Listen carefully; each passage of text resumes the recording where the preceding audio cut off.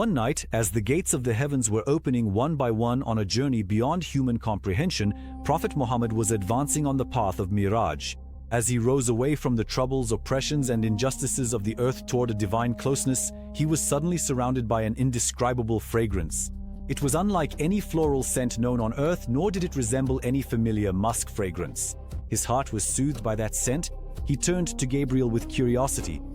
"What kind of scent is this that softens the heart so?" Gabriel answered respectfully, "This scent rises from the grave of Mashita, the hairdresser of Pharaoh's daughter, and her children. They are the ones who did not renounce their faith in this world and paid the price with their lives." It was then understood that some lives are exalted not in palaces, but at the edge of the fire, not amidst applause, but in the midst of torture. And now what will be told is the story of that woman, Mashita, whose scent rose to the heavens during the Miraj. To listen to it merely as an old tale is like passing by without understanding the reason for that fragrance. Because in this story lies a mother's heart, the unshakable bond a servant forms with their Lord, and a faith that does not bow before oppression. And every scene is a reflection of our own small fears, petty calculations, and minor interests today. The palace, gleaming under the Egyptian sun, was built on the banks of the Nile with a splendor that dazzled the eyes.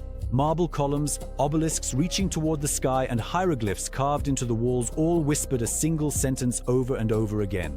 The claim that Pharaoh was a god. Power, magnificence, army, gold. Everything was mobilized to keep this lie alive. Just one among hundreds of servants in that palace, whose face no one looked at for long, whose name was not even considered important. There was a woman who quietly did her work during the day, and at night gazed at the stars and asked questions in her heart. Mashita. Her duty in the palace seemed utterly ordinary. To comb the Pharaoh's daughter's hair, to make it flawless before weddings, feasts, and banquets. But Mashita's inner world was deeper than anyone realized. At night, she would lie on her back on the thin mattress spread over the stone floor, gazing at the stars in the sky through the pale light seeping from the ceiling.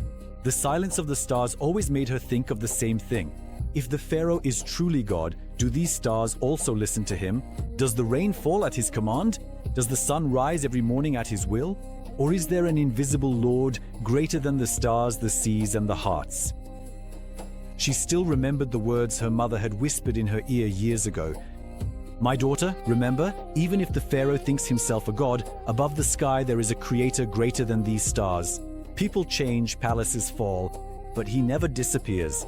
Her mother had long since passed away, but those words remained in Mashita's heart like a hidden seed, taking root over time. The more the Pharaoh shouted, "I am your supreme lord," the more a quiet voice inside her replied, "No, you are not." One day, in one of the most ornate rooms of the palace, Pharaoh's daughter Maritamon called out in a high-pitched voice, "Mashita, you must come quickly." The room was bright, with wide windows overlooking the Nile. Outside, the calmly flowing river and green fields carried a peace that contrasted with the tension inside. Maritamon was sitting in front of the mirror, adjusting her dress adorned with gold. "Tonight, I will attend a grand banquet with my father. My godlike father will present me before his guests. If I see even the slightest flaw in my hair, I will sell you to the slaves or do something even worse." Mashita bowed her head. As she had done for years, she picked up the comb. Maritamon's long, shiny hair flowed through her fingers like a soft river.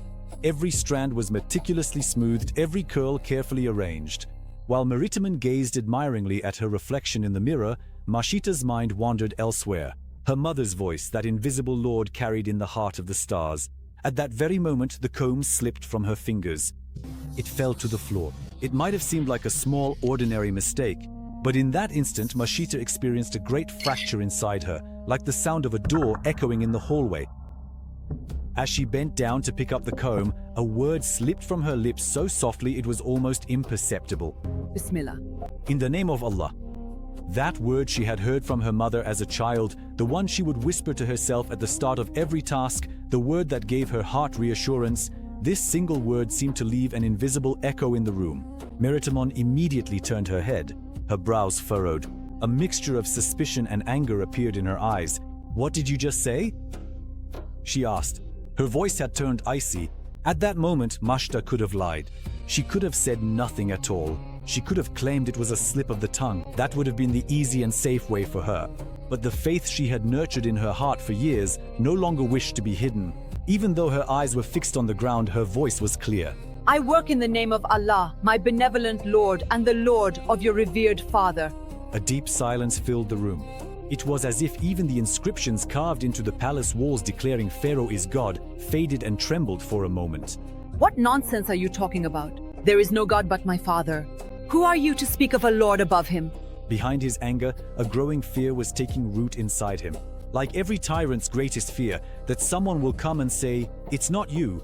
He turned to the door and shouted with all his might, God! The guards rushed in. They grabbed Mashita's arms roughly. At that moment, for the first time in her life, Mashita was faced with the price of openly speaking the truth inside her. But it was already too late to turn back. Soon after, she found herself kneeling in one of the palace's most magnificent halls in the presence of the Pharaoh. The throne was elevated, resplendent, and adorned with gold. The Pharaoh seemed like a man who wore fear more than divinity. "I heard that you have denied my divinity and spoken of another Lord." The crowd held its breath. Mashita bowed her head. Her heart was pounding, but her voice was calm. Yes, because I speak in the name of my Lord. You are not God. You are a human being just like us. My Lord is the one who created the heavens, the earth, the sun, the moon, and the stars. Your rule will end, but his rule never ends. Pharaoh's face turned red. His veins became prominent.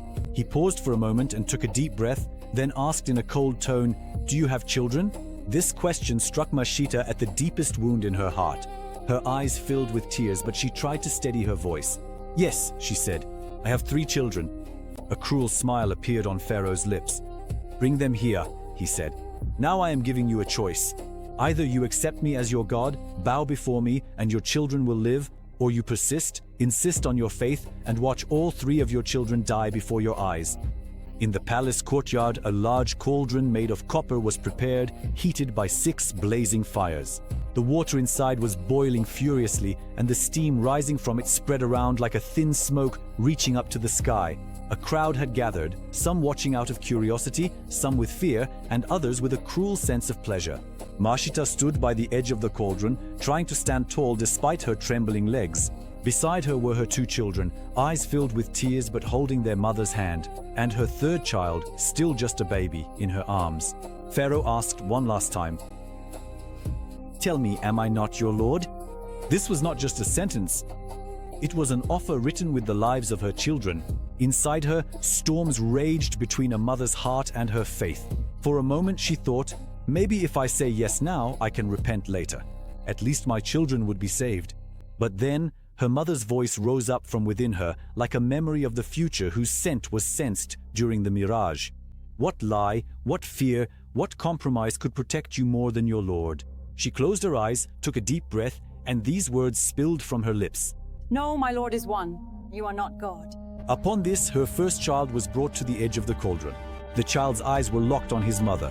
Fear, helplessness, and trust could all be read in that gaze at the same time. The guards, with a cruel motion, threw the child into the boiling water.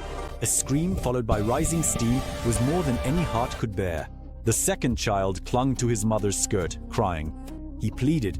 Mashita hugged him one last time and kissed his hair. She wanted to say, "Don't be afraid," but the words caught in her throat. He too was thrown into the cauldron. Once again, smoke rose to the sky. Now it was the tiny baby in her arms' turn. Until that moment, Mashita had tried to stay strong, but in this final trial, her heart was pounding as if it would burst out of her chest. The baby's innocent eyes wandered among the crowd, unable to make sense of what was happening. For a moment, a sentence passed through her heart. Maybe just this once, just for this child. At that very moment, something out of the ordinary happened. She looked at the baby's face. Tiny lips parted, and from that little body rose a voice carrying a great faith. Mother, don't be afraid. The torment of this world is nothing compared to the reward in the hereafter. Let me go. We will be reunited in the presence of our Lord. The crowd was stunned by this miracle. A baby had spoken in front of everyone. A look of astonishment appeared on some faces, while fear showed on others. Even Pharaoh was shaken for a moment. But instead of softening his heart, he clung to his anger even more to suppress that moment. "Throw them in!" he shouted. The guards grabbed the mother and her baby together and hurled them into the boiling cauldron. The rising steam was like a silent prayer ascending to the heavens. Years, centuries passed. Pharaoh, the man once called a god, finally drowned in the waters of the sea. His palace was destroyed, his statues shattered. His name remained as a symbol of a cautionary tale of oppression. The thousands of people who lived with him were forgotten, but a humble hairdresser woman in the palace, Mashita, whose name no one even cared about, became a traveler to paradise remembered by her fragrance on the night of ascension. That indescribable scent that Prophet Muhammad perceived was in fact the fragrance of this mother's and her children's patience, loyalty, and faith. The lessons to be drawn from this story are not just for the past. First, true value does not come from the applause of people, but from one standing in the sight of God. Those we consider nameless, insignificant, or invisible in this world may be the most valued in the eyes of the Lord. Secondly, the power of oppression is temporary. Palaces, armies, and threats will one day come to an end, but the legacy of those who remain loyal to the truth endures. Thirdly, faith is not an ornament to be carried on the tongue only in peaceful times, but a bond that the heart never abandons, even in the most difficult moments. For the sake of this bond, Mashita chose to entrust even her own life and her children to God. Now, after listening to this story, the real question we should ask is this: while there was a woman who sacrificed everything for what was right, even in a time when the shadow of Pharaoh weighed so heavily, what are we quietly abandoning today from our faith, our values, and our conscience in the face of much smaller fears, minor interests, and minor pressures? In the heart of silence, a soul stood still, trembling yet never bending its will, as the world marched hard against my way. I held one word that would never fade.